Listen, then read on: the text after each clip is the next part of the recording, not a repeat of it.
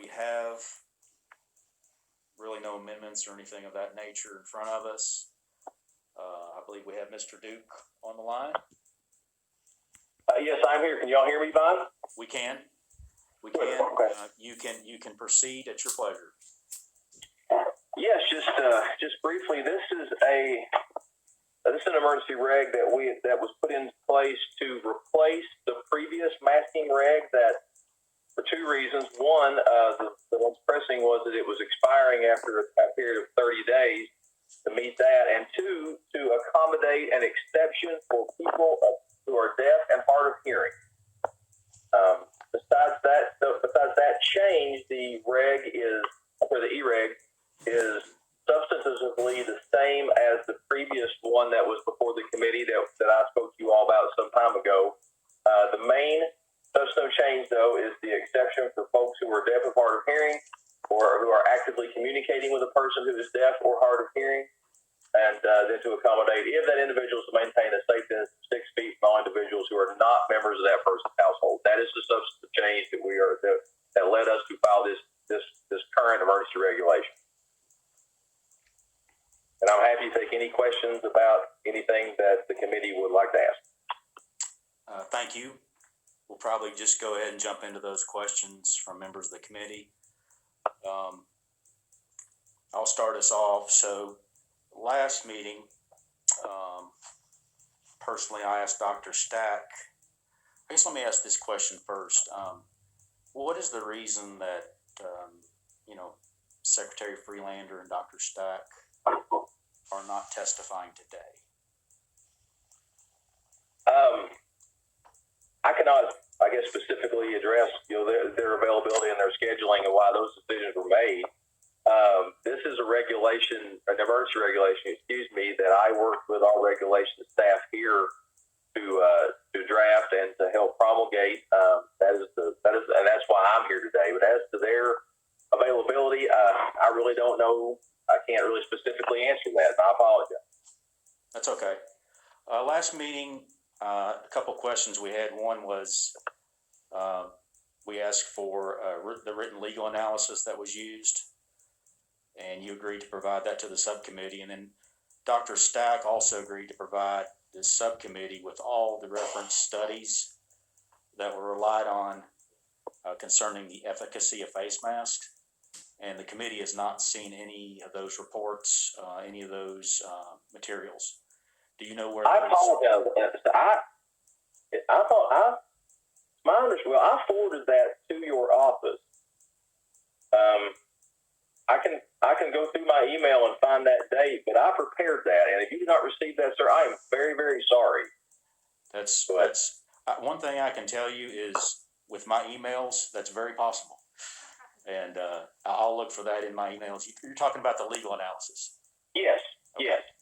Okay. Yeah, I provided that. I believe we might have had the hearing on a Tuesday, and I hope I did that by the end of business that week or the following Monday. That's fine, and I'll take a look for that. One thing I do know, though, is the committee, I have looked into this, and myself or the committee has not received the efficacy studies concerning face masks from Dr. Stack. Can you comment on that while we have not received those? I don't know exactly why. I will also follow up on that as well. Do we have any other questions at this time for General Counsel Duke? Representative Frazier. Thank you. Yes, I have a question in regards to the regulation spells out that there are certain warnings and offenses and fines, and I was just wondering if there is an appeal process in place, and if there is, what that might be for individuals and businesses. We have taken the position that individuals can seek a hearing through the 13B process, and to my knowledge, no one has sought that yet.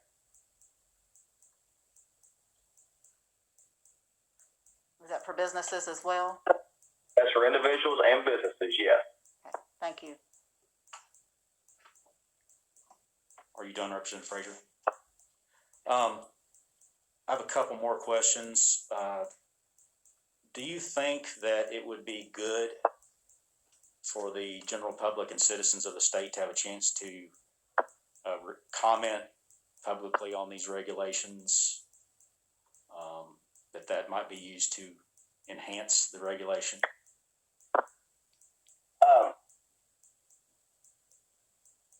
I think that in general, in regard to regulation, the regulatory process, that comment process is a very, very positive interaction between any agency and the public. So I would always be in favor of that. However, there are certain things that can be promulgated via emergency reg that, given their emergency status, do not allow for the traditional comment period. However, there are people here today, and they're going to express their opinion. And I think that's a good part of the process as well. But in regard to emergency regulations in general, sometimes the emergency, like in this circumstance, it would be the pandemic, would prevent the traditional comment period from occurring, and that's just by the nature of the emergency. Did you know that you can do a non-traditional comment period? We know under 13A 270 sub 1B that you have to follow that procedure and protocol under 13A, but there's nothing precluding the cabinet from having an additional public comment period in addition to that 13A 270 requirement. Were you aware of that, or was the cabinet aware of that? Well, I do know we have the comment period scheduled, and that is scheduled for later. I think the date is on October 26th, 9 a.m.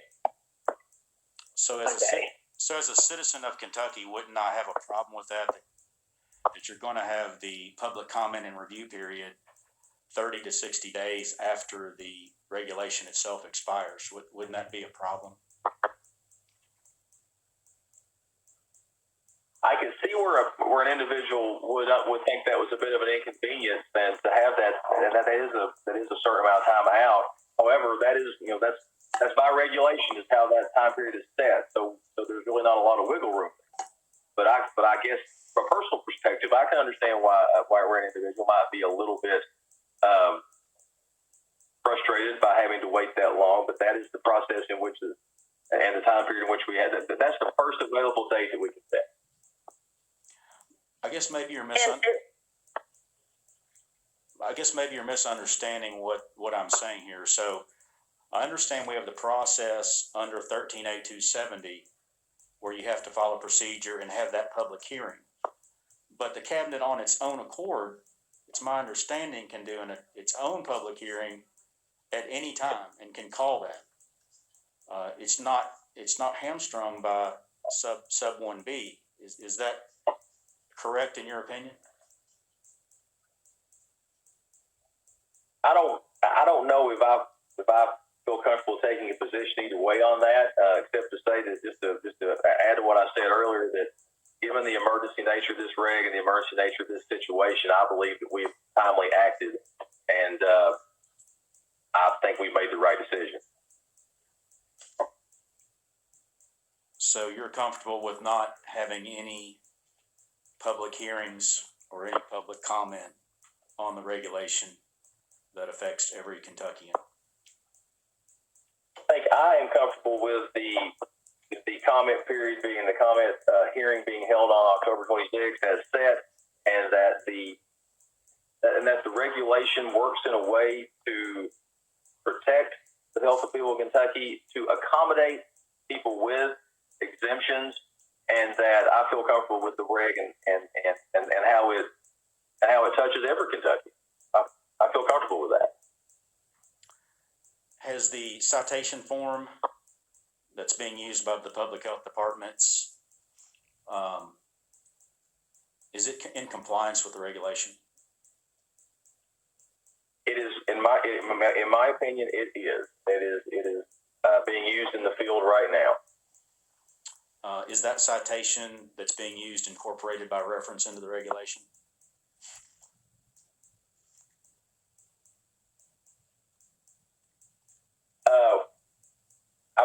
I believe that it. Well, I don't know if it is incorporated by reference. I do know that it lines up lines up with Section 2A in regard to the, 2.3, and the scheme that is set out there with a first offense warning and then subsequent monetary penalty.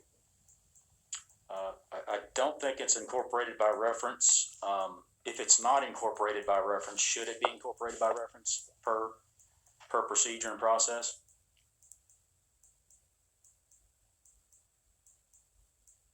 I believe that the language of the reg, the way it's written, I think it works. I think for procedure and process, the clear language of 2.3 and the subsequent forms that we were using to enforce this section of the reg, I think that moving forward, even if anyone sought a hearing or wanted to, challenge their issue of a citation, that I think everything is here for everyone to properly do that. There's been news articles showing a picture of the citation being used by health departments. Are you aware that the citation form shows the wrong regulation number on the citation? I am not aware of that. I do know that I do have some updated stats about how many citations have been issued. As of we're feeling, and the health departments are feeling their way through that. What statute, in your opinion, gives you all the authority to issue fines under the face mask regulation? I included that in the opinion that I sent. That I'm just very frustrated that didn't get to where it needed to go. But it was a number of health department of public health regulations. Regulations and statutes. If I can find that and resend it to you, all that is in there. Would it be 214.020 or 214.990? Do you think? Those are part of it, but there's also some statutory authority that I feel exists in other part 212 and 211 of the public health statutes that also speak to the ability of the local health departments to issue fines. What date was the new face mask regulation filed with LRC? I show August 10th. Is that? That is correct. Okay.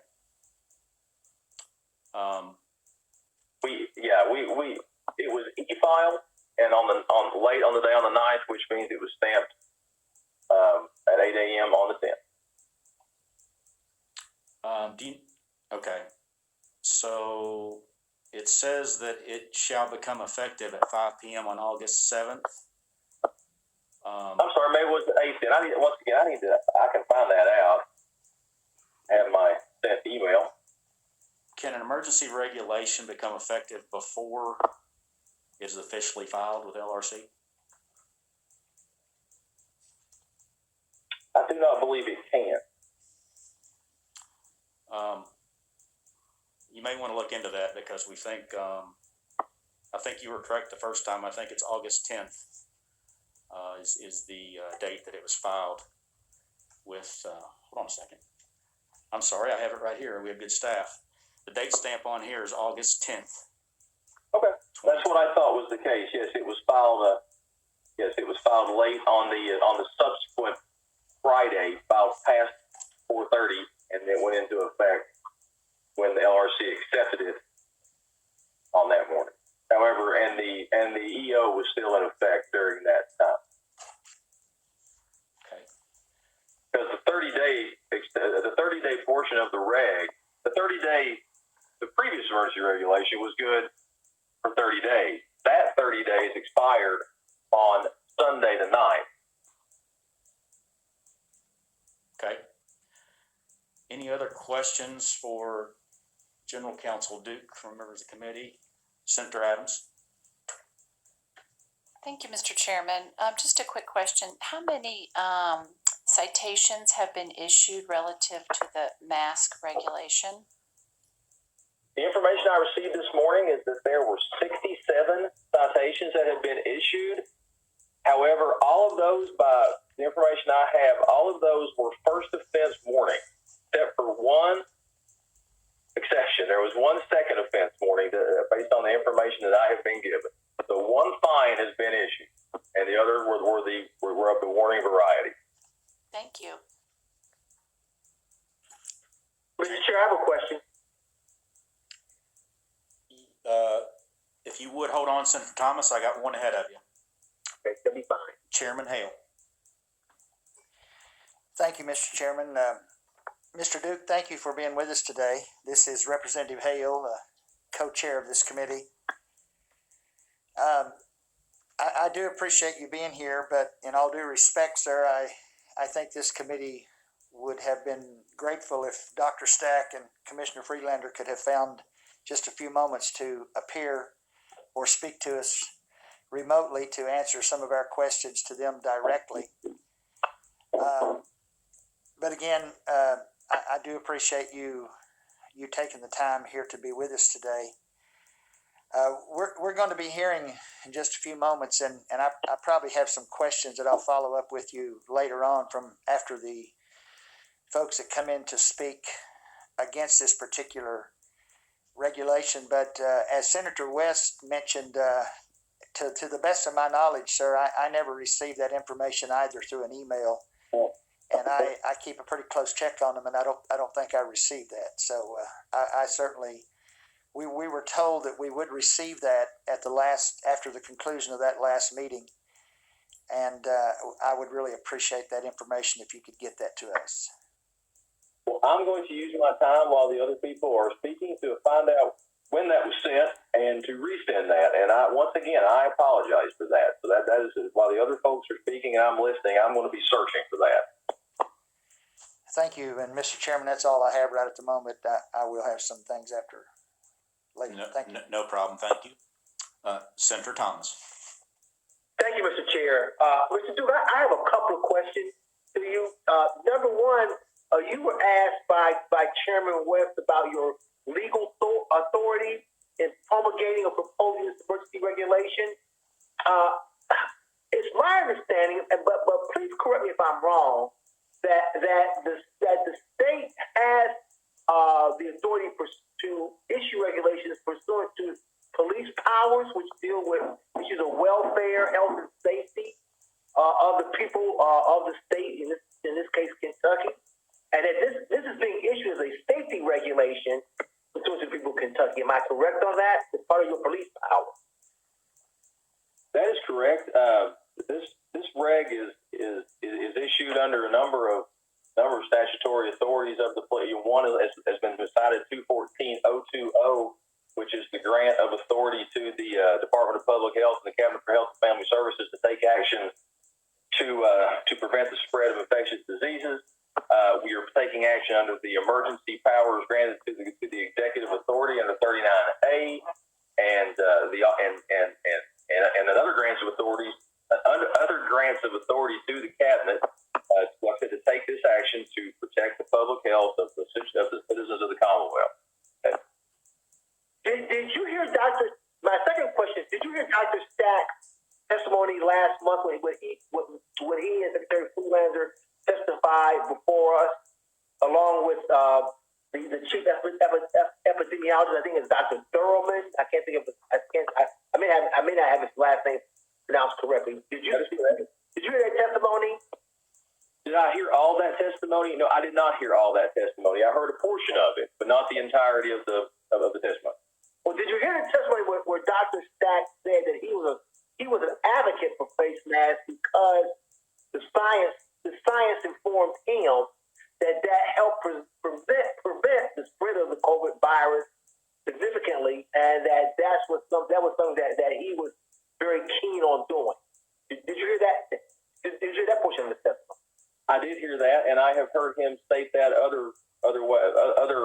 other venues as well. That exhausts my questions, Mr. Chair. Thank you, Senator Thomas. Point of clarification, what I was specifically asking of Mr. Duke is the statutory authority. If you talk about 214-020, I was talking about the authority for the penalties. So yes, and I know that was your question, but I interpreted Senator Thomas's question about the authority to issue the regulation as a total. Gotcha. That's fine. But the point I was trying to make is, I think under that statute, it sets out the penalties as missed Class A or the misdemeanors, basically. And if you used a misdemeanor as the punishment, then the citizen would have the right to due process at the courts. So that's the point I was trying to get to. So, But Senator West, under Kentucky law, isn't a fine considered a violation and not a misdemeanor? well, it may be, but my point is that if you're citing 214.020 as your statutory authority and 214.990, those statutes prescribe and tell you what type of penalties you're to have if those statutes are violated and those regs are violated. So I think you may be bound to follow the statute in that case. That's my only argument is if the statute says misdemeanor, and to me you're bound to put in the penalty of a misdemeanor, and you can't just come up with fines on your own. But we are splitting hairs.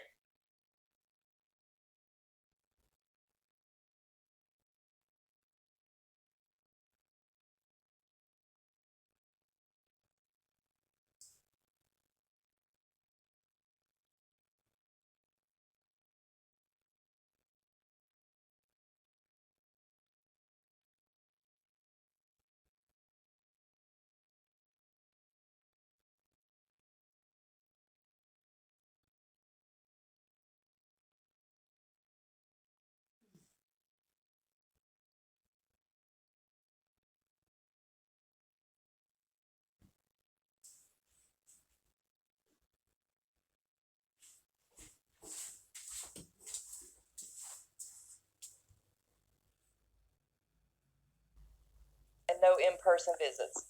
June 12th, which is Brenda, you've got about 2 to 3 minutes if you want to take off. Thank you, sir. Good afternoon, members of the committee. Thank you for allowing us to speak today. As a disabled veteran, former small business owner of 30 years, and a single mother of a disabled child, I could say that the reaction to this virus has been worse on us than the virus itself. On March 18th, I was the last patient at the VA before they closed everything down except for the emergency room. I had outpatient spinal ablation on my spine after 3 spinal fusions and multiple plates and rods on my spine. The procedure made my pain much worse. Telehealth was the only option I had since the shutdown. No follow-up care and no in-person visits. June 12th, which is 92 days later, is when I finally got some pain medication, which allowed me to even walk normally. I now have a follow-up appointment with my doctor on September 18th, exactly 6 months later. Also, my left eye won't focus, and I had an appointment to schedule laser eye surgery on March 4th. All Kentucky clinics were closed before I could even be seen. They had to offer to send me to Ohio since the clinics in their state were open, but I still haven't been able to be seen. That has been 187 days. I'd like to point out that this entire time, the abortion clinics were completely open. Years ago, I was sexually abused and assaulted. I deal with PTSD, depression, and anxiety. A mask makes me feel trapped and have severe anxiety attacks, as do most people with severe trauma. However, the governor has made us seem somehow less patriotic and unsympathetic to others because of it. Even counselors will say to get out of the house, even if only to go to the store. Yet we are shamed and ridiculed and occasionally even photographed to be reported to Governor Beshear's hotline. Suicides are on the rise because people don't know how to deal with all this. Going to the store causes more problems than dealing with your depression. As another 16-year-old abuse survivor factually stated, the only good thing about a mask for me is not having to fake a smile. This has got to end. Thank you for allowing us to speak today. Tony Wheatley. Thank you. Mr. Wheatley, you've got about 2 minutes. Thank you. Okay, well, first of all, Mr. Chairman and fellow committee members, I want to thank you for allowing us to be here. I want to speak to really one person, about one person, and her name's Mary Howard. She was involved in the unemployment issue back from March 15th through April 30th. And this doesn't have a mandate just about the mask, but it's about the mandates in general. Claims at that time were at an all-time high of 451,000 claims during that 45-day period. 227,000 of those are still unemployed. That's 50%. We're still looking at people that aren't getting checks. Not all of them are employed. There are 7,500 claims that still have never received that first check from those 45 days. They seem to have vanished in thin air due to data breach or system error. Unemployments are still climbing, and according to Kentucky workforce data, civilian labor has decreased 58,000 since June. Unemployment rate is increased by 21,000. Now, how long can we really expect our people to go on with this? Mary Howard has no money. She's about to lose her house. I'm putting the number with the name because that's what they are. They're numbers to us because that's what we see. But when you meet these people and speak to these people, they become humans. They become your neighbors. They become your people you go to church with. They're hurting, and they're hurting because we have allowed a mandate to get so far along that it's just crippled the whole state. Our economy is just going down every day. And I'll leave you with just this one thing. Just remember that the unemployment average is 9.7 weeks. 48% of this 451,000 have exhausted their unemployment. That's a lot of people that are hungry. Thank you, sir. Thank you. Mr. Chairman, if I may say one more thing, we also have a veteran from Pendleton County who passed away during this virus. His family was forced to bury him in a rogue cemetery, a public cemetery. And the family was told that they could exhume him later and have him buried in a veteran cemetery when all the COVID-19 issues were resolved. I'm a mother. I'm a mother of a child with epilepsy. I have a paper if y'all need to see what the doctor says here. I'm actually going to just read it to you. On July the 10th, the governor issued the mask mandate. The guy that don't think we needed to be here. If you could stop for 1 second. Yes. This is part of our process. I'm sorry. That's okay. You need to identify yourself. Oh, I'm Patricia Oliver. I'm sorry. Thank you. And thank you all for having me here. You're welcome. That I have a child that has epilepsy and autism. On July the 10th, I started fighting via governor's orders to try to keep a face mask on my son, and he kept getting worse, and he kept getting worse. He has silent, absent, and grand mal seizures. By July the 28th, we was in Subway, and all of a sudden he jerks his mask down, and he's like in a panic. He has a VNS, and I recognized there was a seizure coming on, so I immediately took action and started swiping it. I had to leave. The lady was screaming, "If you don't put the mask back on, I'm not going to give your order to you." Well, come to find out, the 2 weeks that we have been in this mask mandate, I have been causing my son to have seizures that I didn't even realize. They can check the seizure count by the VNS that's in. He had 1,000 seizures in 2 weeks. That was 61 to 141 a day. Now, this mask mandate is supposed to be safe for everybody. My daughter is hearing impaired. They will not let my son in buildings because he has everybody out there afraid. My daughter has speech impediment. We was right down here at KFC. The woman made me literally disclose my daughter's medical issue. I said, she's exempt. And she said, you either tell me what her exemption is in front of a room full of people. She said, or your daughter shall not be getting her order placed. And I said, she's hearing impaired. I said, who? I said, who by who had to ask my daughter's condition in front of these people? She said, by corporate management. So guys, even though people don't think this mask mandate is serious, to a child with epilepsy, my son is 14-year-old, and we're back to starting ABCs and 1, 2, 3s. I've got to take him into a store to be able to teach him to live when I'm not here. And I have caused him with these. I caused my own son brain damage. Thank you guys.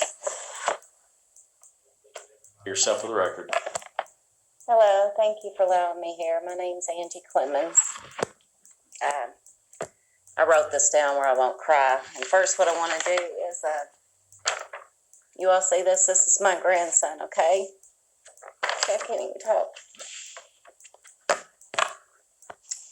I am not here to tell just my story about a special little boy. I'm here to represent the devastation of thousands of other families around Kentucky as a result of Governor Beshear's mandates. Perhaps some of you are parents, maybe even grandparents, and I want you to literally just look at it through your own personal experience if this happened to your grandchild or child, okay? I have been forced to watch helplessly as my grandson has lost his friends. See, I can't talk. Sorry. Due to the isolation and fear brought on by the governor's quarantine and social distancing mandates.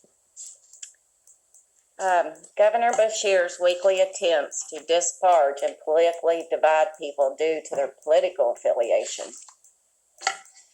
And I know you all don't want to hear this. We know the parties are divided, which led to a group of people, with one of them being an elementary school teacher in Fayette County. They levied a hate crime against my 6-year-old grandson. They ostracized him, and they inflicted emotional and mental abuse toward him because my son-in-law and daughter were Republicans, and only because of that. Well, before the mandatory quarantine, my grandson had come back before he'd lost all of his friends, and he came up to me and he said, "Scammy," and he had fear in his eyes and stuff, and he wouldn't get near me. He says, "I'm not supposed to be around you because I could kill you." Of course, my heart was ripped out of my chest. Sorry, hon. Yet our governor has pushed these standards on our kids through parents, teachers, neighbors, TV ads. And despite the overwhelming new evidence confirming this epidemic in Kentucky, least of all among our children, that most people who died didn't die from the COVID. There's facts and evidence out there now of this. And our governor has said numerous times, if you don't don the mask and the numbers don't go down, I will keep Kentucky shut down. He's not going to open Kentucky. He has defied the courts. He's lost in the courts, and what we don't understand is why is he still allowed to do it? I mean, and just like he set up the snitch line for people, your neighbors, to tell on each other. Do you know what happened because of all this? Children are out there hurting. One of his friends tried to drown him in a pool because his parent told him to hate. I don't blame the child. You know it? Governor Beshear has infringed on our civil liberties, our civil rights, and he's actually denied law-abiding citizens their due process. And I just went on with this, but I have a few questions for you all just to consider before I close, okay? When did it become acceptable to force children to wear a mask, especially when they don't have the mental capacity to grasp what is truly going on? We know mostly any child under 10, they literally do not have the capacity to grasp this. Or deny them the right to go to school. They are to be denied it. Not are they, or that, many families physically ill-equipped to have their children learn online. And these children are now showing signs of emotional distress and anxiety, and they're having outbursts of frustrations. I mean, I've witnessed this for myself. I witnessed it with my grandson and other children. When did it become okay for Kentucky school teachers to ostracize a young child and not have to answer for it? There's teachers, when not in school, are doing this to children, okay? When did it become acceptable to force parents to choose between staying at home to supervise their children and going to work who desperately need a paycheck? And when did it become acceptable to tell your child that you can't go near your friends, but you can go to Lowe's and buy a can of paint? So everybody that wants to go paint their bedroom, you go ahead, but you can't have your friends. These children can't. And when did it become acceptable to isolate children for months on end in potentially dangerous households where they have no safe place to go for help? And we know the statistics of abuse on children. They're in their homes right now being abused in a lot of ways that I won't mention here. And when did it become acceptable to psychologically abuse our children by telling them they could literally kill their grandparents if they were to see them? And I guess I want to honestly sit here and I want you all to think, do you think this is child abuse? It is child abuse. Or are some of y'all going to tell me this is our new normal? Is this the new normal to do this to our children? Because it is. I mean, that's what's happening. What's Bashir stand up there and say? This is our new normal? So now the new normal is to abuse our children. So in conclusion, our children will carry this trauma with them for the rest of their lives. We're not getting rid of it. But many of them will never feel safe again in America. Realize that these children are not coming back from this damage. So as a grandmom, all I can do with him is wrap my arms around him and tell him I wish I could take all your hurt away. Come here in. But you all can make a difference. You can end the suffering of the children if you just stop our governor. And I beg you to save my grandson and to save the Kentucky children. This isn't about the epidemic. I mean, we have to save our children, okay? Thank you, and God bless you. Thank you. Please state your name for the record. My name's Karen Pendleton, and I've cut my 6-minute speech down to 1 in respect for the other ladies that are waiting. You don't have to stand before the committee. You're I welcome. sort of feel like standing. That it's perfectly okay. Because I was in Toastmasters. That's how I was trained. So, Mr. Chairman, Mr. Co-Chair, and committee members, I truly do appreciate you all allowing public comment on this, because it's my impression that you don't have to. So here's my briefing. In the beginning of this emergency, there was much that we did not know, and we trusted the government. And now we know more, and we see the government got a few things wrong, maybe more than a few, but that's understandable. We have never passed this way before, but now we know about the virus. We know how to treat it. We know the facts of how lethal it is not. It is time to let the people follow the dictates of their own conscience. The time for restrictions is over. The sooner the Kentucky state government acknowledges that, beginning with this face mask mandate, the sooner her citizens will thrive. The government should be as good as its people. That's all I have to say. Thank you. Thank you. If you would state your name for the record. Good afternoon. My name is Sheena Birch. If I could, before you start, I would like to make a statement, and it touches on a comment that Mrs. Pendleton just made. As chairman, I purposely tried to allow as much time in this committee meeting to allow for public comment, and that was purposeful because up until this point, no public comment has been allowed on this particular topic. So I felt that I would use all the time we possibly could in this meeting to allow for public comment. But I want to say that you can proceed. Thank you. Okay, thank you. My name is Sheena Birch, and I'm here to state my grievance. The Cabinet for Health, Family Services, Department of Public Health, Division of Epidemiology wants to add Regulation 902 KR 210E, the wearing of face coverings in public, in order to supposedly enhance the prevention of the spread of a so-called infectious disease named COVID-19. Firstly, there is no double-blind evidence that people, by wearing any old cloth over their face, over their nose and mouth while in public, does anything to enhance the prevention of the spread of COVID-19 or other so-called infectious disease. In fact, there is evidence through a study that wearing a cloth over one's nose and mouth does not prevent the infectious disease named flu.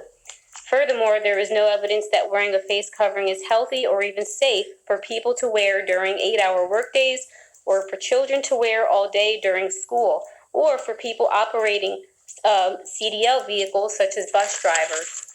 Wearing a face covering in public is only for specific religions, Halloween, or for criminal activity. This is reinforced by 200 KR 3020, Section 3J. Visitors shall not wear masks or hoods that conceal the identity of the wearer except for religious dress or generally recognized religion, or minor children celebrating Halloween, in state facilities or state grounds, which are managed by Cabinet for Finance and Administration. In my opinion, mask wearing and face covering promotes and supports criminal activity, such as child abductions, human trafficking, shoplifting, looting, etc. In conclusion, we know that this is a planned attack on our freedoms and Constitution. The CDC has planned before 2010 to get states to implement the fascist laws in accordance with their social distancing law project. But thankfully, the CDC is not the law of the land. This face covering regulation is not only highly unscientific, but most importantly, is in violation of my federal and state constitutionally protected rights. 16th Amendment jurisprudence, 2D Section 98 concludes that no emergency has a just cause to suppress the Constitution. This regulation presented by the Cabinet is an example of severe government overreach, and not only do I oppose it, but I request and ask that this face covering regulation be hastily denied, removed, and stricken from the emergency regulation. Thank you. Thank you so much. Thank you. If you would please identify yourself for the record, and you're free to take off. Hi. My name's Kimberly Turner. Thank you, If you would, maybe pull that microphone a little closer. I can take you up better. Thank you. My name is Kimberly Turner. Thank you for having me, Mr. Chairman and other committee members. I, unlike many of my other speakers, do not have an actual form to read from. I'm coming today to talk to you from the heart and for the will of those people that I call my people in my community, in my church, and in my area that I live in. I have a disability, and this mandate, this face covering mandate, has cost me a job. I'm sitting 57 days without a paycheck. And where will I go to get another job when I still can't wear a face covering at the other employment? I've been ridiculed in a store, screamed at by other customers in the store. I've been asked to leave the store, even though I've stated I have a disability that I feel should be protected. I've been refused lodging in a hotel while traveling, 8 hours on the road. Reservation made in advance, and I was refused lodging, even though I stated I have a disability and am unable to wear the face covering. Again, I just come to you to ask, when does it end? When does this governor, who is creating all of these executive orders and mandates that are absolutely overriding everything that as an American with the same rights as all other Americans are being overridden. I mean, we don't have a say, and I do thank you. Senator West, I thank you for giving me a few minutes to have a say, because we are the people. We, the people of the Constitution, should be heard. And in no situation, pandemic, emergency, or otherwise, should the people be denied a voice to say and to express our feelings about what's going on and what's affecting us so adversely. I've sat in restaurants. I've watched my fellow patrons myself a patron and business owners that my heart breaks for business owners. I walk into a business and they look at me like they have fear on their face. I had a business owner tell me there was a car staked out in front of his restaurant looking for non-compliers so that they could be reported and fined. They're afraid, we're afraid. Why should we, as Kentucky, be this fearful? Why should these small businesses that can't make their livings without our patronizing their business be this fearful of one another? I do blame this on a lot of things, but the final note that I'll say is that way back in March, I think we as a society were prepped for this. When on a major, and I will say it, I don't mind saying it, but WDRB had Dale Woods on there speaking point of view. And in this particular one, we were told to treat each other as an enemy if we were not in proper uniform, which was a face covering. You can go back to that one and look at it. It's April 29th, I believe. I mean, his whole point of view was to let the American people in Kentucky treat those you see not in uniform, not in a face covering, as if they were the enemy. Disgraceful. It's just disgraceful. And I don't have kids at home. I don't have small kids, but I do have a grandchild. And I'm here before you today to fight for my grandchild because her future depends on my proactive ability to say what I think is right for my family and for my people. Thank you for listening. Thank you so much. On my list, I believe we have two more to speak, and those are both on video. We have Jenny Patton. Is she on the line? I said video. I'm sorry. Our video is gone. We just have phone connection. So are you there, Mrs. Patton? I am. Can you hear me?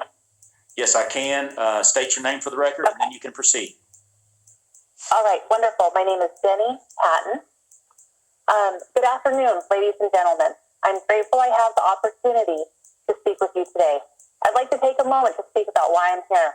It's more than talking about data and facts pertaining to mask wearing.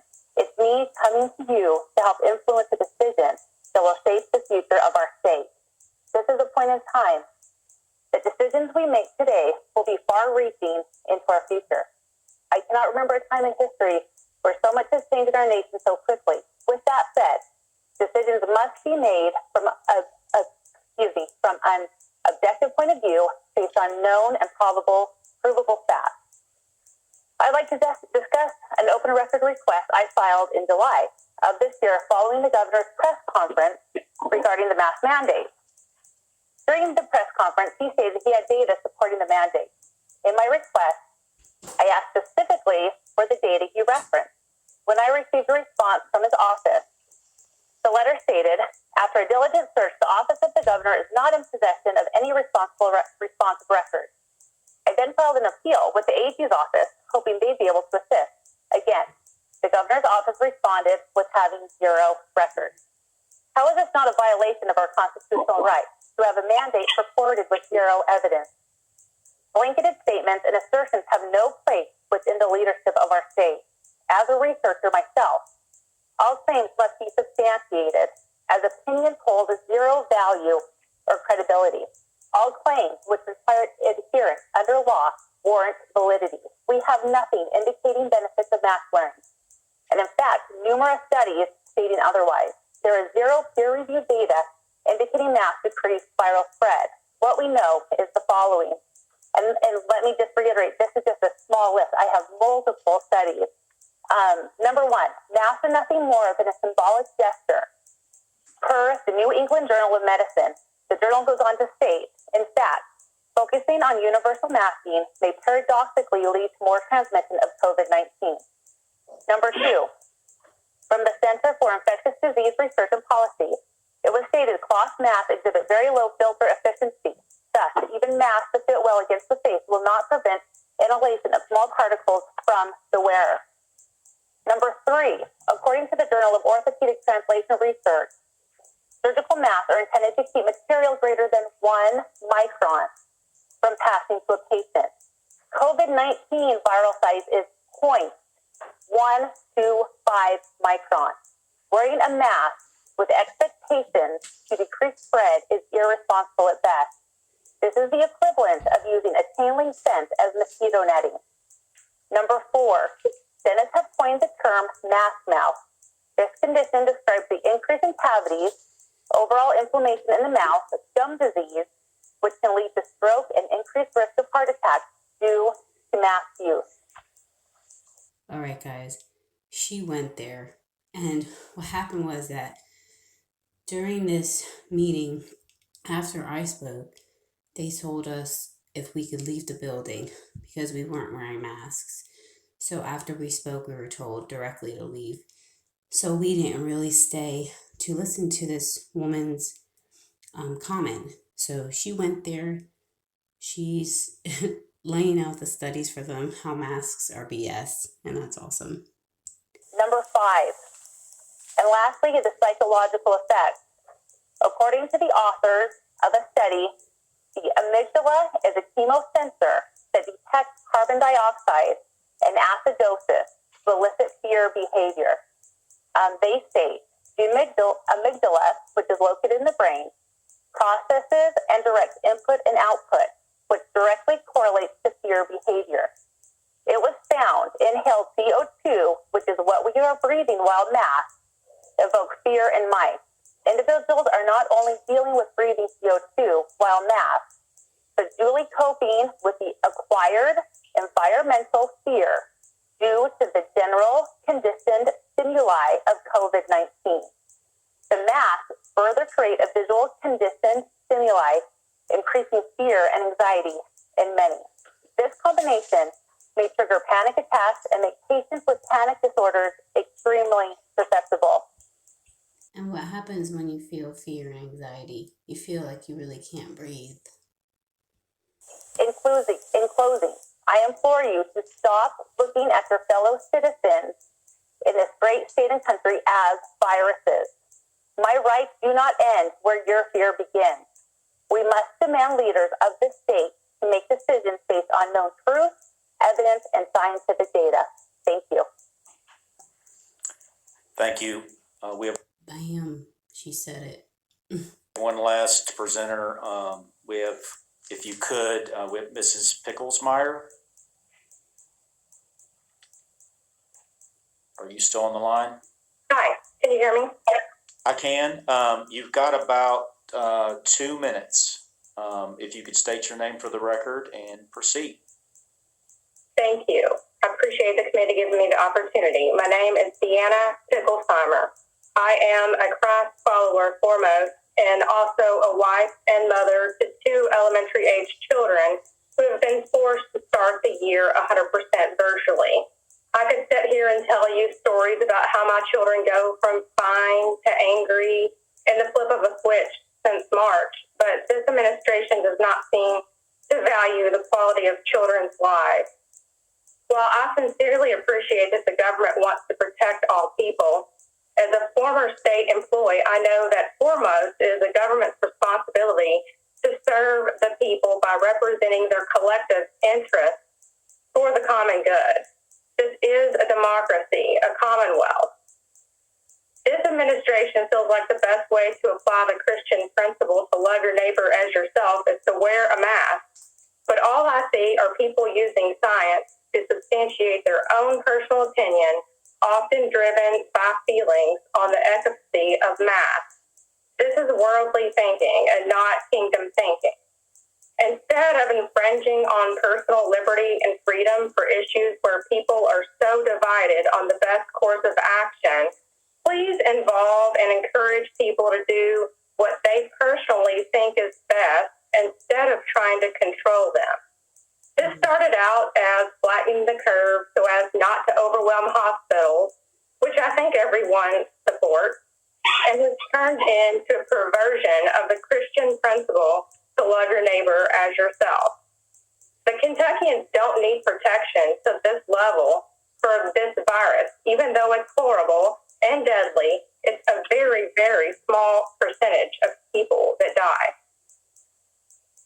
Insinuating that anyone does not love their neighbor unless they wear a mask is foolish and divisive, And that is what this administration has been doing. I encourage everyone to listen and let their opinion be known. Proverbs 29:2 says, when the righteous increase, the people rejoice, but when the wicked rule, the people groan. So do not be afraid to let out your righteous groan. My vote, should we the people actually get consideration in this democracy, is for 100% personal choice for masks in schools. A 5-day-a-week in-person option should be made available in public schools all across Kentucky. If social distancing cannot be maintained, in-person schools should still be available and masks should still be a personal choice. I don't think masks are effective, but I've been following the rules for months out of compassion for people who are fearful and because I did not want to be judged as selfish, the narrative that this administration pushes. I think we should face this virus fearlessly, head on together without unnecessarily depersonalizing people. The only reason we should be mandated to alter any part of our daily lives from the way they used to be is if hospitals get overwhelmed, since this virus has such a high recovery rate. Otherwise, no mandatory masks and no mandatory vaccines. For many people like me in Kentucky, this is what it looks like for Kentucky to face this together with love. Thank you. Thank you so much. We do have. I like what she said. The only bone I have to pick with her is that she said that she does, I believe at the end there, she said she does wear a mask out because she has compassion for other people's fear and that she doesn't want to be judged as selfish. Well, that's the problem right there. She's speaking out against it, but she's contributing to the problem. The more people that stand up and don't wear masks, the better. If you're a Christian and God is your judge and Christ is in you, you don't have to worry about being judged. People will judge you. People always judge you. What happens when the day comes when people will kill you because you're not wearing a mask, or people, you know what I mean? I keep imagining Stephen when he got stoned in broad daylight, probably by the religious. They killed him in cold blood. Like, you're afraid to be judged by people? You gotta deal with that. One more, Mrs. Gohagen. Are you on the line? Yes, I am. Thank you. If you would, you have about 1 minute. If you would state your name for the record and proceed. Okay, my name's Joan Gohagen. I'm a registered nurse and certified diabetes education specialist. I've had type 1. Oh, no. And I used to work for the Northern Kentucky Health Department, and it was emphasized that patients had the right to self-determination. Their goals and priorities became our goals and priorities. Please consider that the citizens of Kentucky are your patients, and we all have the right to choose to wear a mask or go without. Mm-hmm. And we should have the right to self-determine that. That's pretty much it. Oh, there was one other thing. We can help people with those underlying health conditions by providing education, but that isn't happening. I looked on the administrative reference page, and the information of how to manage diabetes is sorely outdated, and it needs to be updated. Okay, I'm done. Thank you. Thank you so much. She did good. I like what she said. It was short and sweet. Like, I used to be a nurse. I work in the beast system, and even then, we give patients a choice. I'm going to give a chance to General Counsel Duke. If you, I know that's a lot to take in. Would you like to respond to that? I didn't even know he was still on the line. Wow. Quickly. Yes, and I will be brief. First things first, I figured out what happened to the opinion you requested, Mr. Chairman. I have it in my log here of being sent by messenger mail. So I think that's what occurred. I believe that it got lost somewhere in transit, and I am very, very sorry. I will email that to you as soon as we conclude this hearing. And once again, I apologize for that. I should have sent it both ways. I'm sorry. I'll accept partial responsibility. I hate Messenger and have three email Yes, sir. accounts. So Yes, sir. But in regard to the comments, I think that it would be impossible to address them individually. Obviously, there's not enough time. But it's just that I think the position that I would like to take and close with is that it is the position of the Cabinet of Health and Family Services, Department of Public Health. This reg was properly promulgated by all applicable statutes. And particularly going back to the beginning, the one thing I would like to address individually is Mr. Wee's comment. His reading of KRS 214020 is, in my opinion, not correct. That statute specifically gives this cabinet that we think there is a probability that any infectious or contagious disease will invade this state, it shall take such action and adopt and enforce rules and regulations as it deems efficient in preventing the introduction or spread of such infection or contagious disease within the state. It also gives quarantine power. My position that this reg is that this E-reg was promulgated properly pursuant to this statute, as well as a proper extension of the executive power under KRS 39A. And I appreciate your all's time today very much. thank you. Do we have any questions from members of the committee? Representative Marzian has a comment. I just have a comment because I'm not going to convince these folks, and they're not going to convince me. But I think wearing a mask is such a small measure for our Commonwealth and our citizens to protect each other. And I'm also a bachelor's degree registered nurse, and I do use science. Was this lady not even listening? And I do believe science. But the one woman said that we have not passed this way before is totally incorrect, because there was a Spanish flu epidemic in 1918 where masks were worn because of fear and for death. We've had 200,000 people die in this country. We had a So I kind of regret not going in on the whole virus theory. Maybe next time. Like, I probably should have mentioned that. Yeah, by the way, no virus has been isolated and proven to be contagious through Koch's postulates. Crap, guys. I should have done that. late 40s, 50 tuberculosis epidemic, of which my mother at age 23 was quarantined to Waverly Hills for 19 months, where she had just been married and had to leave the TB hospital to go back into the hospital to have her baby and then go back to the TB hospital. My grandmother was there at the same time and died. But tuberculosis was a deadly disease and there was no cure, just as COVID is a deadly. Why were people getting tuberculosis, though, woman? Why? And why isn't tuberculosis widespread today? Deadly disease, and there is no cure. Jesus. So I don't believe our children are being abused. I have grandchildren. They are making as she sits there faceless. Science experiments. What has to be done to us for us to feel like we're getting abused? Like, you know, humans really do have a good high tolerance for slavery abuse. I tell you, like, we can suffer through a lot, and we'll be like, no, it's all good. It's all good. I look at this tight red thing around my face. Only my eyes are showing. I have no face, but I'm good. I'm not being abused. No.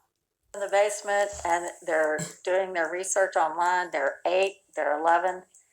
And if we can protect kids and families and each other, we need to do this. Thank you, Mr. Chair.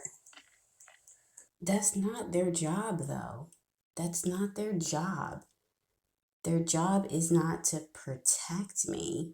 Their job is to protect our rights and freedoms. You're welcome. Now since I see no questions, do we have any other comments from members of the committee?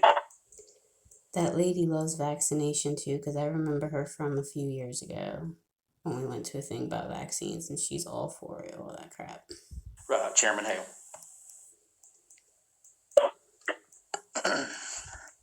Thank you, Mr. Chairman. I appreciate you giving all of these individuals the opportunity to speak today.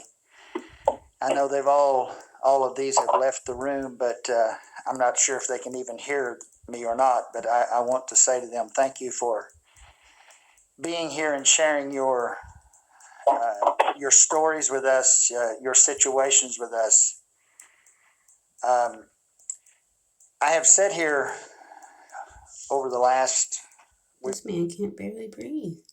we've been on this particular reg There it is. for approximately about the last hour, and I have sat here and listened to Mr. Duke, and then followed by all of the individuals that came to speak in opposition to this. And again, the administration, Mr. Chairman, has not given anybody any comment on it, has not given any opportunity for public comment on this. And I do commend you for allowing every one of these individuals that came today to share their thoughts with us. In the last few days, approximately in the last 4 or 5. Do you hear how hard he's breathing? I'm trying to take deep breaths listening to him breathing. 5 days, I have received a numerous amount of emails on this particular regulation that we were going to be hearing here today, and I think probably all of us on this committee have received those emails. I haven't actually counted them, but there was a numerous amounts of emails from all over the state, some from constituents, local constituents, and a lot of people outside of my area that I represent. I don't think, if I just may proceed just for a couple moments, I don't think that we were sent here by our constituents to just remain silent on an issue because it becomes a controversial issue. I've been here for 6 years, been fortunate to be on this committee now, this administrative regulation committee for a few years, and we hear a lot of controversial regulations that comes before us that we have to make some very serious and heartfelt decisions about. We all have our mask on in this room today. I wear my face mask everywhere I go. I believe in this. I believe this face mask. I wear it, and I will continue to wear it. And I think the majority of Kentuckians in this Commonwealth wear this. I don't know what the percentage of people that don't, but I think the majority of people in this Commonwealth wear this mask. And we wear it to protect others. We wear it to protect ourselves. But if I may say this, I don't think that the majority, and if I'm wrong, I will take responsibility if my statement is wrong. But I personally don't think that the majority of Kentuckians in this Commonwealth want to be ordered that they have to wear this face mask. I think most people do wear it, but I don't think the majority of the citizens of this Commonwealth want to be told that this is something that they have to do. This is not about sitting here today attempting to degrade our governor. I respect Governor Beshear. It's not to degrade Dr. Stack or anyone in the administration. Mr. Duke is certainly not meant to do that. And I certainly am not an attorney, but I really think this is an unconstitutional mandate that has been passed down. And this is just me saying this. This is not about winning or losing the next election that's coming up. But I believe this is something that the majority of the people in Kentucky, if given the opportunity to decide, would probably continue to wear the mask. But again, I think this is something that most Kentuckians feel like they could make that choice on themselves and feel as though they are being ordered to do this. And again, if I'm wrong, I'll take the responsibility for that statement. But I don't think most Kentuckians want to be told or ordered by this administration that they must wear a face mask or their children or whomever. So, Mr. Chairman, if it's the appropriate time, and if not, you please correct me if we have anything else to go to at this time. But if it would be the appropriate time, I would like to make a motion to find this particular regulation, this emergency regulation of the face mask mandate deficient. Okay, Mr. Chairman, one thing I will do at this time, we have received that motion. I'm gonna go back in order just to